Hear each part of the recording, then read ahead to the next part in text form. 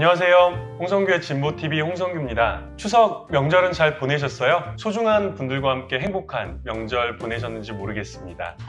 이 명절에 저에게는 엄청난 선물을 주셨더라고요. 구독자 수가 600명을 훌쩍 넘었습니다. 더 알찬 방송으로 함께 할 테니까요. 주변에 꼭 널리 알려주시고 구독 신청 부탁드리겠습니다. 오늘 첫 번째 소식은 역시 노동 소식입니다. 이번 연휴 기간에도 가족들과 함께 혹시 닭고기 많이 드셨죠? 닭고기 하면 제일 먼저 생각나는 업체가 그 하림에서 이 반복되는 부당 노동행위 때문에 노사관계가 몸살을 앓고 있다는 소식입니다. 기존 노조가 아무런 활동을 하지 않자 노동자들은 새로운 노조를 설립했다. 노조 활동을 막기 위해서 회사 노무 담당 관리자가 본격적으로 등장을 했다. 조합 탈퇴는 물론 노조를 해산하라며 회유 압력을 가했다. 재판을 통해서 관리자의 행동이 부당 노동행위로 판명나자 잠잠해지는가 싶었지만 임금 단체 교섭 시기가 다가오자 다시 갈등이 고조됐다. 상급자들을 중심으로 페이퍼 노조 가입이 급증했다. 신설 노조와 교섭하지 않기 위해서 회사가 조직적으로 개입하고 있다는 소문이 파다했다. 육개 제품 및 육개, 즉 닭고기, 가공품을 생산하는 국내 1위의 닭고기 기업 하림에서 최근 수년째 일어나고 있는 일입니다. 참 당혹스럽지 않습니까? 제가 여러 번 말씀드리지만 노동조합을 결성하고 교섭을 하고 그리고 파업을 하는 것은 대한민국 헌법 제33조에서 보장하고 있는 노동 3권입니다. 노동자들의 권리를 방해하는 것은 다 위헌 행위거든요. 그러나 여전히도 대한민국 곳곳에서는 노조활동을 방해하는 행위들이 빈번하게 일어나고 있습니다. 저는 이런 행위들이 법에 따라서 엄정하게 처벌을 받아야 대한민국의 최소한의 공정이 만들어질 수 있다고 생각하고 있습니다. 우리의 일상생활에서 노동조합을 탄압하고 있는 나쁜 기업들을 빼고 나면 우리는 어떤 물건을 소비할 수 있을까? 삼성은 세계적으로도 유명한 그룹이지만 노동자들의 권리를 방해하는 회사로도 유명합니다. 지난번에는 SPC 그룹에 대한 이야기를 잠깐 드렸습니다. SPC 그러면 약간 어려워 보이지만 파리바게뜨, 던킨도너츠 이런 회사들을 거느리고 있는 그룹입니다. 지난번에 우리 스타벅스 얘기도 잠깐 드렸습니다. 회사에 들어갈 때 소지품 검사를 한다고 하지 않았습니까? 이게 도대체 몇 년도 일입니까? 노동자들을 탄압하는 회사들을 빼고 나면 거의 아무 회사도 남지 않는 이것부터 바로 잡는 것이 대한민국이 상식적인 사회가 되는 첫 번째 걸음이 아닐까 싶습니다. 자, 야권 대선 주자들의 귀족 노조 때리기, 제대로 된 노동정책은 어디로? 라는 부제를 담고 있는데요. 그 당 내에서는 마치 누가 더 노동조합을 악랄하게 탄압할 수 있는지를 경쟁이라도 하는 것처럼 이야기를 하고 있습니다. 대통령의 긴급 재정 명령권을 발동해서라도 강성 귀족노조의 폐악을 막겠다. 최재형 후보도 또 이에 못지 않습니다. 귀족노조, 특권노조의 그늘에서 신음하는 90%의 노동자들에게 살만한 세상을 만들어 드리겠다. 모조리 다 새빨간 거짓말들입니다. 윤석열, 하태경 등등 그리고 얼마 전에 사퇴했던 윤희숙 후보 등등도 이 노동조합을 공격하는 일에는 남 못지 않았습니다. 지금 제1야당 국민의힘에서 노동정책이라고 포장이 되어서 반노동정책들이 쏟아져 나오는 이런 현상들이 위험한 것은요. 바로 노조 혐오로 이어질 수 있기 때문입니다. 얼마 전에 국가인권위원회 연구 용역으로 21대 국회의원 선거 때 혐오 표현 모니터링을 진행한 장애인 차별 금지 추진연대의 모니터링 내용이 있었다고 하는데요. 여기에서는 귀족노조 등 이 귀족노조라는 용어 자체를요. 노조를 혐오하는 표현으로 포함을 시켰습니다.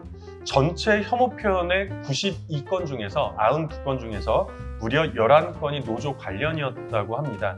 이 보고서에서는 성소수자, 장애인, 여성에 이어서 가장 많은 사례가 발견된 것이 바로 이 노동조합에 대한 혐오 문제였다고 합니다. 이 국민의힘 대선 주자들이야말로 이 노동조합에 대한 혐오를 남발하기 이전에 사실은 대한민국 헌법에 대한 문제제기를 하는 것이 상식적인 절차 아닐까요? 대통령 후보로서의 자격이 없다라고밖에 말씀드릴 수 없겠습니다. 세 번째 뉴스는 사회 분야에서 뽑았는데요. 제목이 부자들이 끌어올린 저축률, 빈부격차로 확산이 우려된다 이런 내용입니다.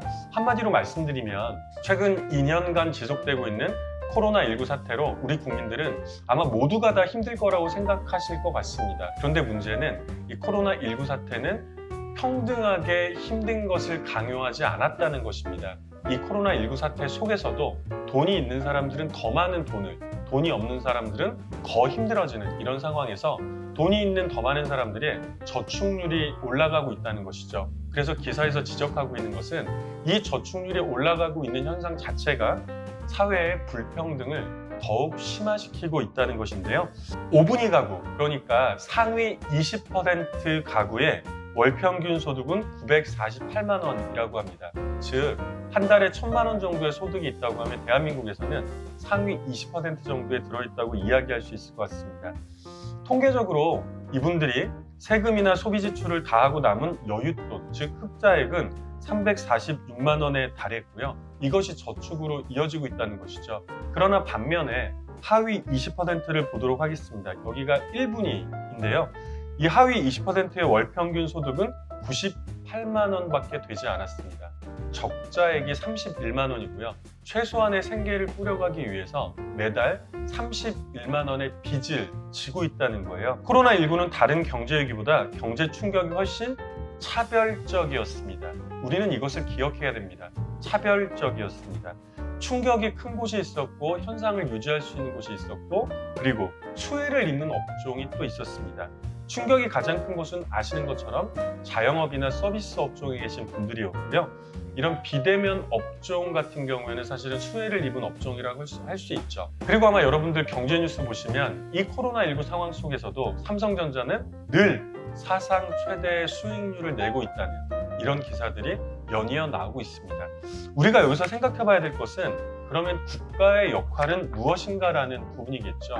국가적인 대안 속에서 사회적으로 어떻게 이 위기를 함께 극복할 수 있을 것인가 라는 부분에 바로 국가의 고민이 집중되어야 된다고 생각을 합니다. 이게 바로 국가의 역할이겠죠. 전국민 고용보험이 내년 1월부터는 퀵서비스와 대리운전기사도 포함되어 있다고 하는데요. 운전의 이 코로나19 같은 대재앙의 시국에서 국가의 역할은 일부에 있는 사람들만 피해를 입는 것이 아니라 사회가 균등하게 함께 책임질 수 있는 구조를 만들어 나가는 거라고 말씀을 드렸잖아요.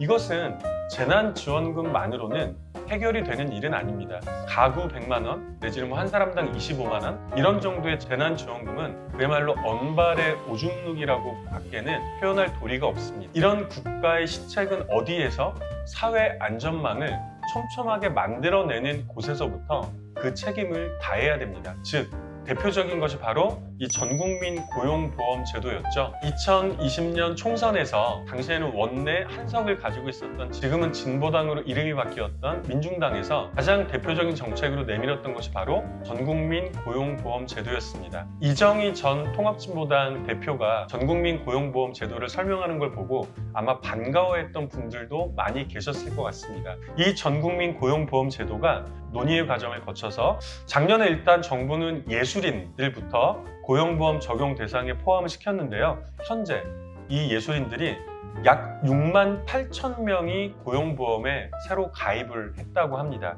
그리고 올해 7월부터는 보험 설계사나 신용카드 모집인 등 특수고용직 12개 업종에 고용보험 가입도 의무화됐습니다. 그리고 이제 내년 1월 달에는 퀵서비스와 대리운전 기사를 포함해서 고용보험의 적용 대상이 더 확대될 것이라는 뉴스가 바로 제가 소개해드린 뉴스였습니다. 저는 정당이나 정치 세력들은 이런 역할을 해줘야 된다고 생각을 합니다. 국회 내에서 몇 석을 가지고 있느냐도 물론 이 영향력을 발휘하는 데 굉장히 중요합니다. 그러나 대한민국에서 정치를 한다고 한다면 대한민국에서 어떤 목소리를 대표할 것인가 그리고 어떤 의제를 제기할 것인가 이런 부분에서 작년에 진보당은 사실은 작은 정당이지만 큰 역할을 했다라고 볼 수 있습니다. 올해 선거에서도 큰 역할을 한번 기대해 보겠습니다. 또 사심이 들어간 방송을 했네요. 네, 진보당 기억해 주셔야 될 것 같습니다. 다음으로는 5번째 뉴스입니다. 세종의사당. 이 행정수도 얘기는 사실은 상당히 오래됐죠. 이 세종시의 또 하나의 국회의사당이라고 할 수 있겠죠. 세종의사당을 건설하는 이것이 법사위를 통과했다고 합니다. 그래서 국회 본회의 표결이 남아있는데 제가 이 뉴스를 가지고 왔던 것은 이 기사 자체도 의미가 있겠지만 불평등 문제에서 계속 얘기했던 부동산 문제와 연결지어서 생각해 볼 수 있기 때문입니다. 이 부동산에 대한 공급을 확대하면 부동산 문제가 좀 진정되지 않을까, 그래서 공급 확대 정책을 펴고 있다고 얘기를 했고, 저는 비판을 한 바 있습니다. 수도권으로 여전히 오고 싶어하는 사람들이 많은데 이 수도권에 아파트를 더 많이 짓는다고 해서, 주택을 더 많이 짓는다고 해서 부동산이 내려가지는 않겠지요. 중요한 것은 수도권으로 몰리려고 하는 이 유인책들을 분산을 시켜야 된다고 말씀을 드렸습니다. 이 일환 중에 하나가 바로 이 행정수도 이전이라든지 이런 게 있을 것 같고요. 유인 중에는 교육 문제도 있습니다. 가고 싶어하는 대학교들 대부분이 수도권에 집중되어 있지 않습니까? 이 대학교들을 강제로 지방으로 이전시키긴 어렵겠죠. 그러나 국가 입장에서 가장 대표적인 국립대학교, 서울대학교를 지방으로 이전하는 계획을 세워보는 건 어떻겠습니까?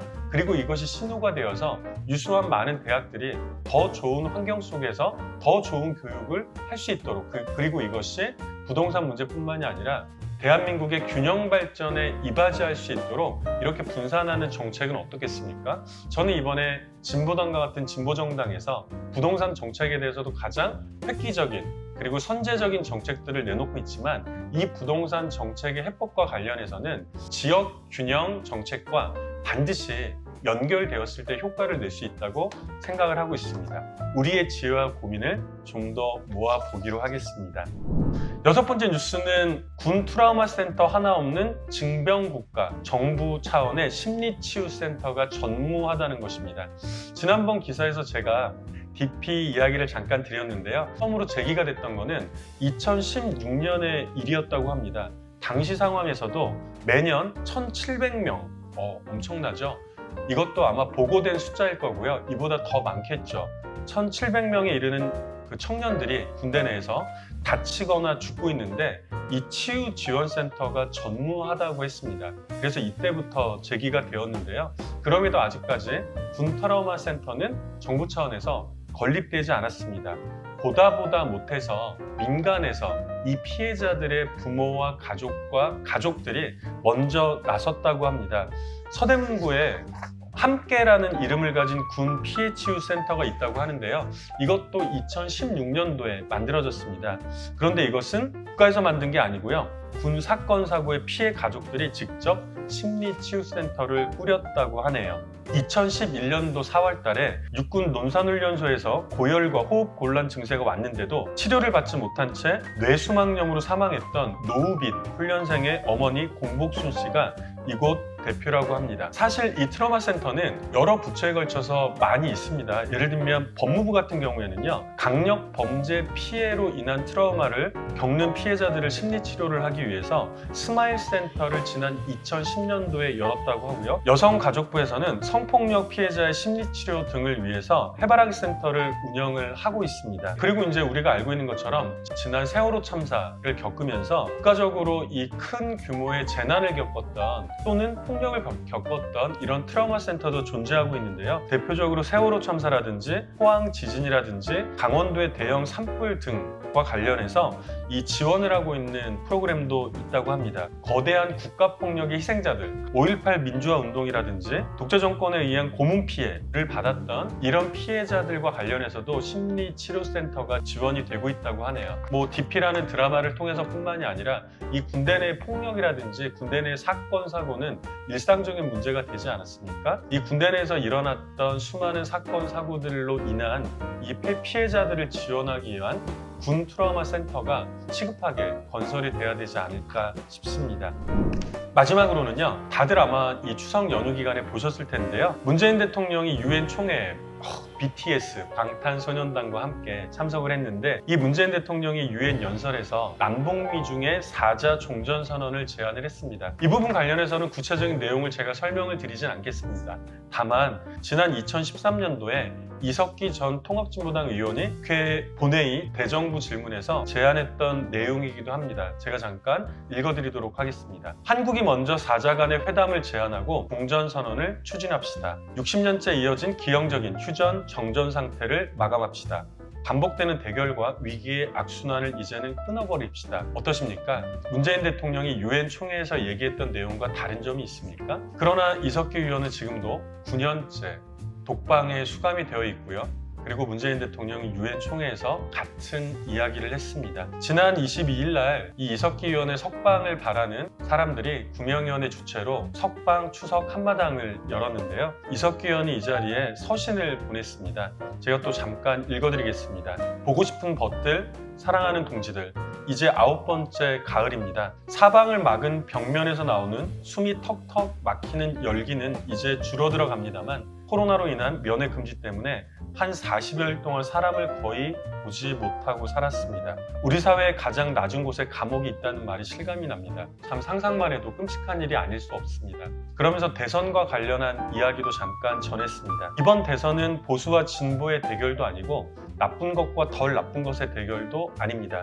지금의 거대 여야는 서로 죽일 듯이 싸우지만 막상 우리 사회의 근본적 문제에는 아무런 관심이 없습니다. 이번 대선에서 가장 중요한 건 이들 기득권 세력의 담합구도에 파열구를 내는 것입니다. 민중 자신이 우리 스스로가 정치의 한 축으로 일어나지 않는 한 거대 여야의 기득권 체제는 바뀔 수 없습니다. 우리 스스로가 우리의 요구를 담은 우리의 정치 세력을 중심으로, 우리의 정당을 중심으로 이번 대선에서 적극적으로 임해야 된다는 이야기이겠죠. 오늘 쓰는 이 편지가 이제는 정말 마지막이 되었으면 좋겠습니다. 저는 이 구절을 보면서 정말 마음이 좀 많이 아팠습니다.